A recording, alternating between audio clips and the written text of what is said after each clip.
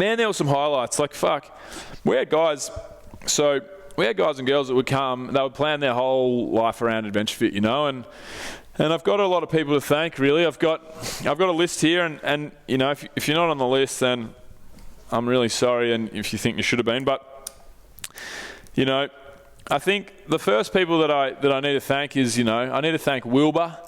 Wilbur was, you know, my original right-hand man, and he led trips right up till the end. He only led a small number of trips, but the ones that he led, like, oh my God, man, you could not pick a better tool leader. Like, Wilbur is just absolutely sensational. I'm telling you couldn't get any better.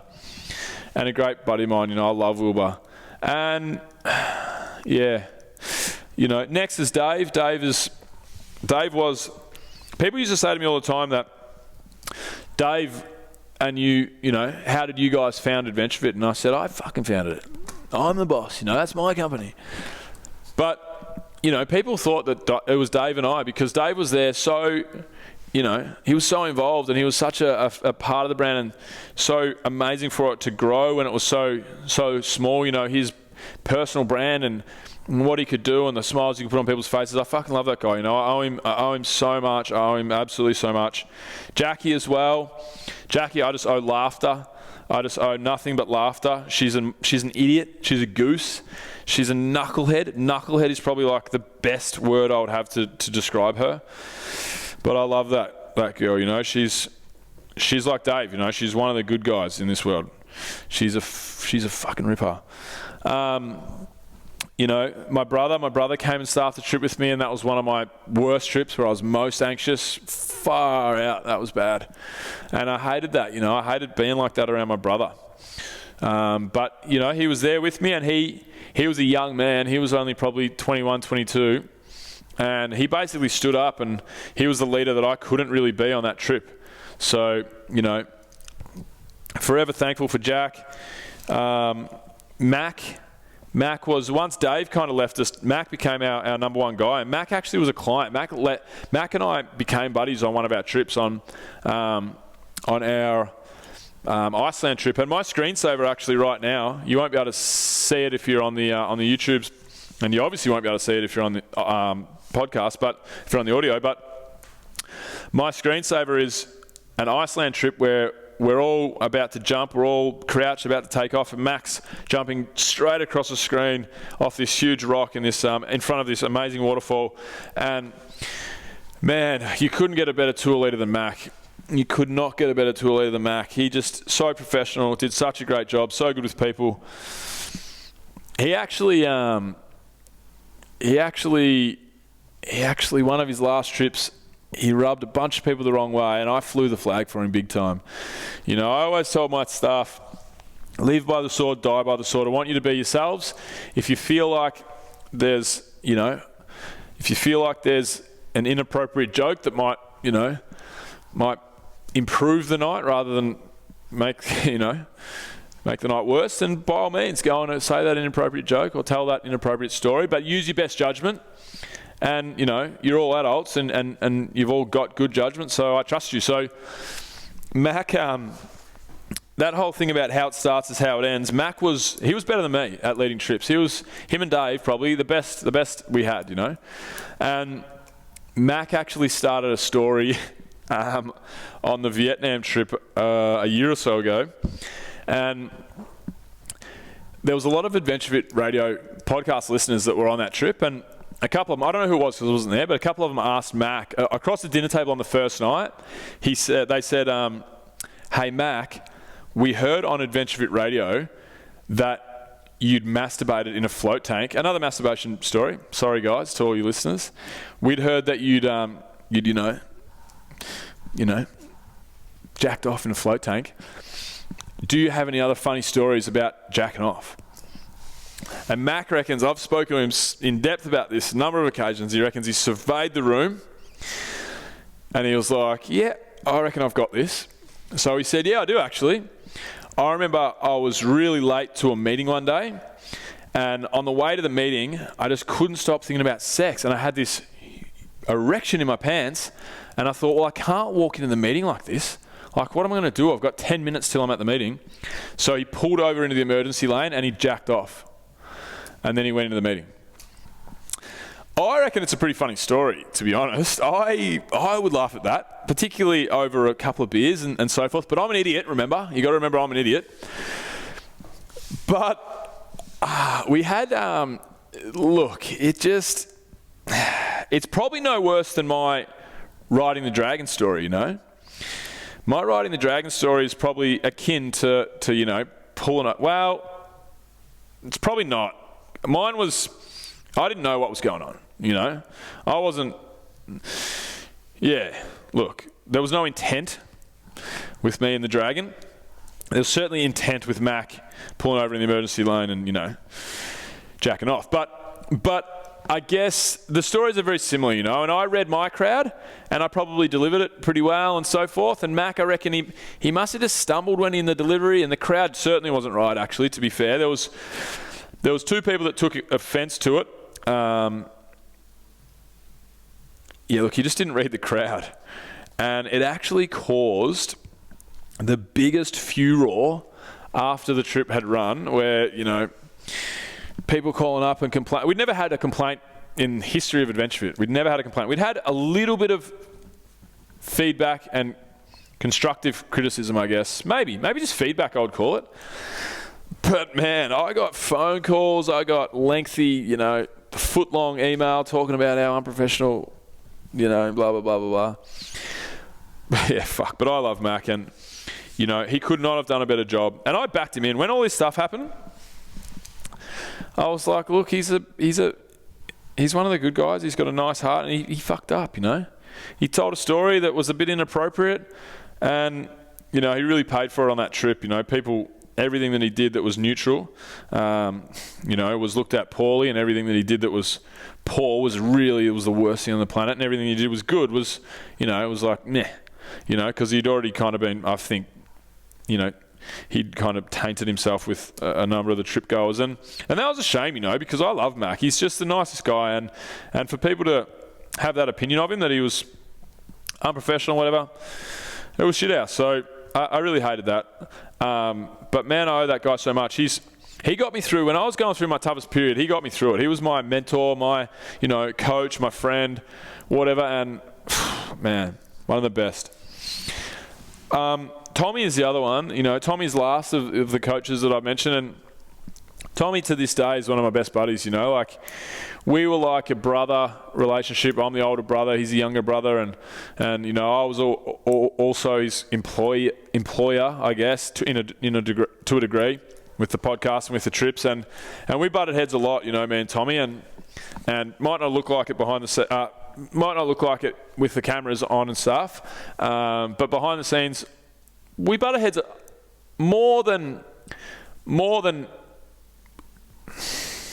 a bit above average, for sure, a bit above average. Like, we butted heads, but I mean, everything you saw on camera was all real, and we love each other, and we just went and caught up last Friday. We probably catch up once or twice a month for sure, and I love this dude. He's always going to be like a brother to me. So, you know, I love Tommy. Tommy was another guy that, like my brother, you know, my inability to relax due to the stress that I was under with these trips, I think it pushed Tommy, it pushed Jack, and, you know, it pushed these guys to lead, you know, to be leaders and to be more mature than their age, or than their years, really, because Tommy was doing trips with us at, you know, 23, 24, whatever, and leading and guiding, you know, a large group of adults, and he did a sick job. Like, he's the funniest dude I've ever met, I reckon, and I owe him lots of thanks. So there's three guys that I need to thank that are particularly important to me, and they're my three guys in the Philippines, and that's Mon, my first ever staff member.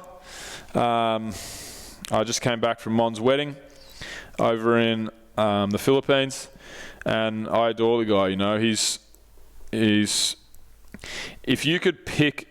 I could pick anybody, right? So Athena, we have 11 of us, 3 directors, I'm one of them, 8 full-time staff members. At Athena, at AdventureFit, we had 4. We had Mon, Aaron, Alvin, and Vicky. But we also had a lot of people come and go throughout, you know. And we were going to try and bring Mon over to Athena, but it didn't end up working out. But when I was speaking to Drew about it, Drew, my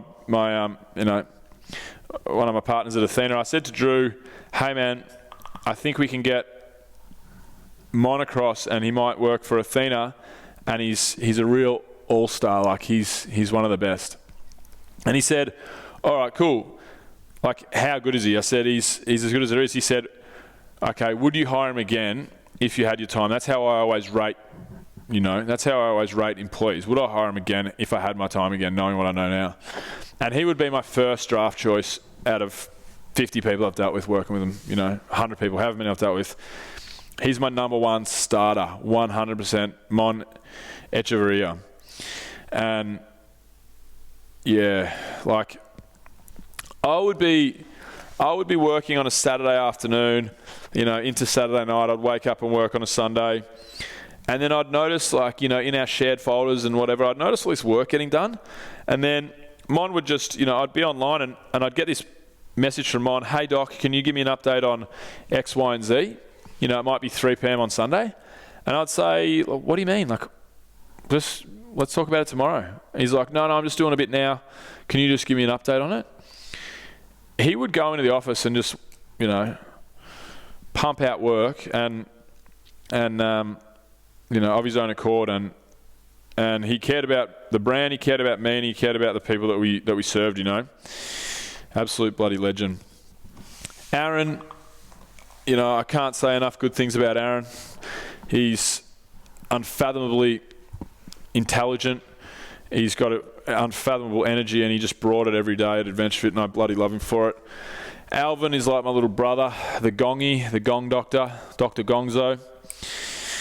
I actually was lucky enough to go and spend some time with Alvin and his family over in the Philippines recently when I went over for Mon's wedding. I spent a lot of time with Aaron. We caught up for a bunch of breakfasts and lunches and dinners. I saw Mon at his wedding. He was busy otherwise, obviously, but I went and stayed with Alvin and his family. Alvin Sr., his dad. I met his little brother, all his buddies, met his beautiful wife, and yeah, he's always been like a brother to me. And a little brother, I feel like I'm his older brother. Mon always used to feel like my older brother because he would pull me in the line. But Alvin has always been, I feel like he's my little brother, I feel like he looks up to me, and I feel like we really love each other, and yeah, we both cried. We both bawled our eyes out when I told him that we're not going to be working with each other anymore. And he's the guy that put all these podcasts together. So if you've listened to AdventureFit, if you've listened to AdventureFit Radio from the start, Alvin was there from the start, from day one. He was the guy putting it all together in the back end. And he doesn't work with us anymore, but, I bloody love him. Vicky came in. Vicky came in and did social media for us at AdventureFit, and she's actually still with us at Athena, and she's the glue that the social glue that binds it all together. She's a lovely lady. We employ her boyfriend, we employ her dad. Basically they're all family to us now, and she's bloody great. And then Rhiannon DaCosta. Rhi was my first ever, probably before mine. She was my first employee. She was. We would just do bits and pieces together. She was like a rep for me up in Queensland, and she would, she just loved the idea and wanted to get involved in any way she could. And that was the interesting thing about AdventureFit is people would climb over hot coals to have anything to do with us. I would get resumes every week with people screaming to, please, can I get on staff? We don't get that with Athena. People would, every week I'd get resumes, and I was so upset that I couldn't employ everyone and make everyone's dreams come true and all that. But yeah, Rhi and I worked together, and she was my first right-hand wingwoman and someone that I could lean on. And Mitch and Aaron up in New South Wales, they were the same, a couple, and they were my New South Wales reps, and they did a bloody great job and really love the brand, and that's all you can really ask for. So, but that's pretty much it, guys. All I wanted to do is, for a lot of people that are, new to AdventureFit Radio or new to Brolosophy and what have you, you're probably not listening to this because you probably zoned out a while ago. And people that are Adventure Fit through and through, they might not have listened this far. But those that did, you know, I just wanted to kind of get the story out there, get it all off my chest and announce that, you know, obviously adventure is no longer carrying on. And just thank everyone for, you know, a great experience for me and for everyone involved. So that's it from me, guys. Brolosophy is going to be sick. We've got mad guests coming up. I'm really fired up about it, and you guys should be too. So stand by for some epic content. And basically, you know, we just want to be telling interesting and important stories. And yeah, it's really philosophy through the eyes of an idiot, and that idiot is me. So you'll be hearing lots more of my voice. So make sure you subscribe because they won't be all sad solo rants like this. They're going to be epic. We got so many good guests coming up. So that's it from me, guys. This is the Brolosophy podcast going forward. Philosophy through the eyes of an idiot. And that's a wrap.